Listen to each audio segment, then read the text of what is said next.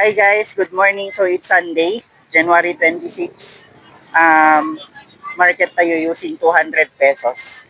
Saan mapupunta ang 200 pesos mo? Game? Manang magkaraba sa'yo? 80? 80? 40 ko dito, sir. 35 mo ko dito. Ay, leta mesa piraso?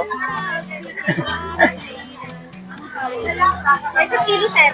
Ay, okay. 40? Guys, 40 tabungaw. So, minus 40.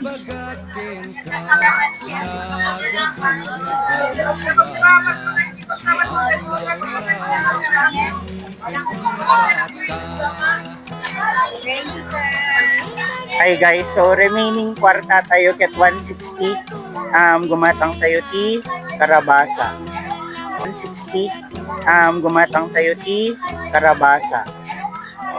Pili na lang. Okay.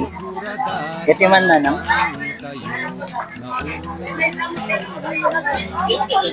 88. 88 guys, ito na size. Sing laki ng Yetel. Sing laki ng Yetel.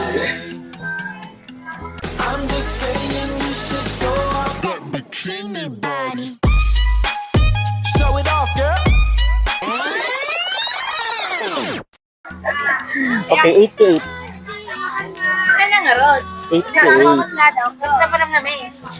Wala daw. Wow. So guys, kinagatang tayo ket Karabasa ken tabungaw at dapay 72 pesos.41/4.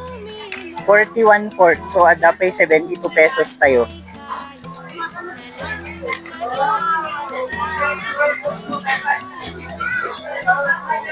Kantan kasano. Kasano ka ado jay 1/4. Nang ta 1/4 yan.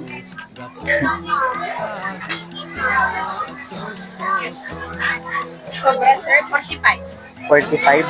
Sige, salatan. 45 guys, 1/4 na sitaw.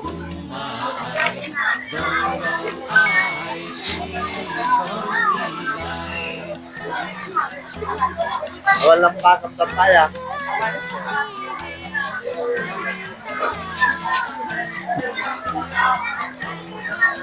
$45. So adapay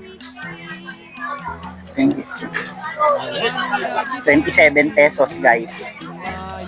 200 pesos, 27 pesos lahat na bati. Alright.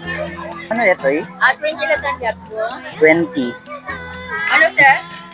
Dapat 27 pesos tayo. So, 20 pesos tangkong. Mesa lang man. Masya lang, sir. Nagbibigaya, sir. 20. Kaya nagkaway ka naman. And